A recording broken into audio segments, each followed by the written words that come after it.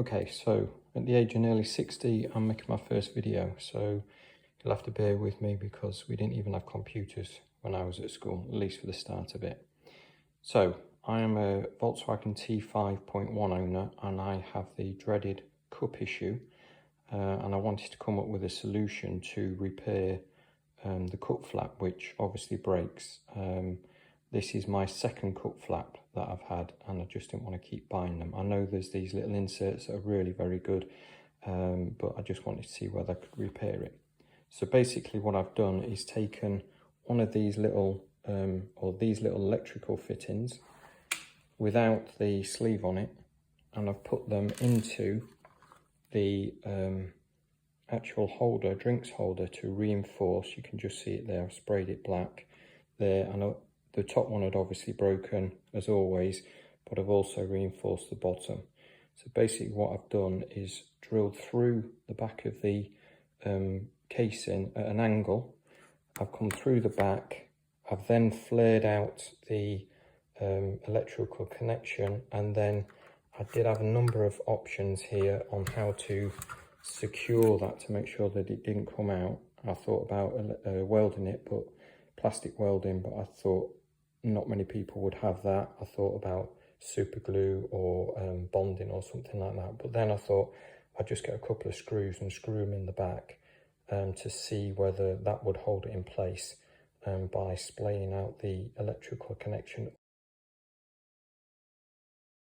So what I've used is a drill with a drill bit which is the roughly the same diameter as the electrical connection round piece at the end. Either a piece of sanding paper or a file. I found the file to be better, if I'm honest. A hammer and a little punch, and then either a bradawl or a smaller screw, smaller drill piece that will go through the centre of this, which I use for marking my drill hole. Then a series of screwdrivers, which I use both for flaring out the back of the electrical connection when it had gone through the hole, and also for screwing in the retaining screws. A long nose pair of pliers, but it doesn't have to be long nose, any pair of pliers. And then a pair of snippers just to cut the insulation, the blue insulation off the electrical connection. Some super glue, which I don't know whether it's necessary or not, but once I'd screwed in the screws on the back, I just put a bit of super glue on so that they wouldn't come disjointed. And then 4 of those electrical connections and 4 little screws. Okay, so first thing to do is remove the drinks tray itself. There's 2 ways of doing it. One is removing all of the lower dash, which is quite a bit of work. And I'm going to put another video about that. And the other way is simply to pull this out to the maximum and then pull it to the left, and it comes out, and you just have to cut the 2 wires. I've cut the 2 wires underneath, and I've just rejoined them with a little chocolate block, and that means that I can get the tray out very easy when I need to. The first things first then is to remove the pin. Basically it's just a push out from the bottom, unless yours is already broken, and then it comes out quite easily from the top. You can just pull it and remove the whole thing. So once the cup holder is removed, you then have to make the mark. As you can see, I'm doing this on the kitchen table, so don't tell the wife because she'll crucify me. So next thing we need to do is make the mark where we're going to make the drill holes. So what I've used for this is I just get the smaller drill bit, which goes through the centre of the electrical connection, and just push it up, and then I can mark in the corner, because we're going to go in an angle of 45 degrees. At the top, and then switch it round, and we do the same thing at the bottom and just make a mark, and that's going to be our drill point. Okay, so once we've got the mark, it's just a case of drilling in roughly at 45 degrees into that right angle behind the hole itself.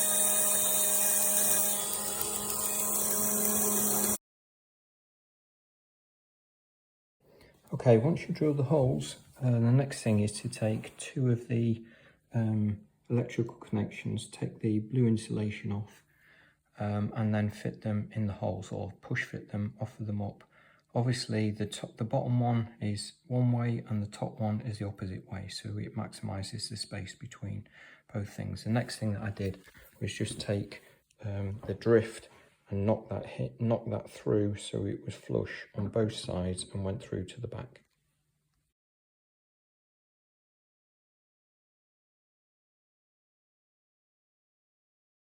Okay, so you can see now both in place. They're not in the final position, so what we need to do now is just align the holes with the original holes. And what I do for that is just take the pin, the original pin, which kept the cup holder in place, and push that through so it locates the holes. Once that's located, we can flare the back of the electrical connection. Okay, you can now see I've got the pin in, so all of the holes are aligned. The benefit of using these is while they're strong enough, I think, to hold the cup holder itself, they are still quite malleable, so you can get them into the exact position. Next thing that we need to do now is go around the back to see the back of the electrical connections. And then what I use here, or what I have used, is a series of ever increasing screwdriver sizes to start the flare of the electrical connections prior to then screwing a small screw in the back. I'm going to do that now.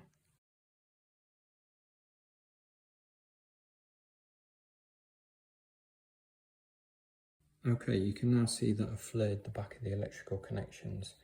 And the next thing, all I need to do is screw in the small screws into each of them, and that will flare out more of the electrical connection. Obviously it's important both when you're knocking this in that the original hole isn't too small, because you risk cracking the plastic, and likewise if you screw this in too far you'll risk cracking the plastic. So I'm going to screw these in now.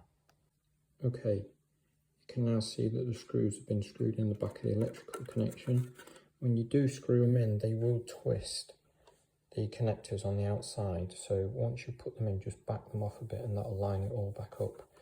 And the last thing to do, or last thing I did, was just take some super glue and glue it onto the thread and onto the plastic itself.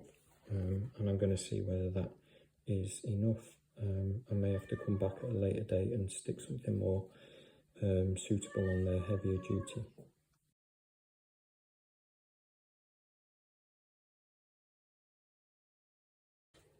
Okay, because we've now added a piece of metal at the top and a piece of metal at the bottom, the space is obviously smaller, so we're going to have to take off some of the top and the bottom on the cup holder itself, and that's where the file or the sandpaper comes into play. I found the file better because it's far more accurate. I was getting angles when I was using sandpaper, so I'm going to do that now. Okay, so that's it all complete now and all back together. You can just see at the top there, little electrical connection, and at the bottom, which are now hopefully taking the majority of the strain, so relieving the plastic. And you can see at the back all four of the screws, two at the top, two at the bottom, and then you can also see that the flaps work fine on both sides now. Last thing is to fit it back into the van. And refitting is quite simple. It's just a case of getting these little locators in the guides on both sides. You push it in slightly, bang it in, and then you're in, and then that's the thing back in. Obviously, if you have cut the wires underneath, you need to use a connector block to join them back up so that all of the cigarette lighter thing works. And as you can see now, I have fully operational drinks holders, and I'm quite pleased with the results. I reckon the total cost was less than 2p, and the total time to do it, assuming you don't take any of the dash out, I can't see it being more than 30 minutes. So good luck if you're going to give it a go.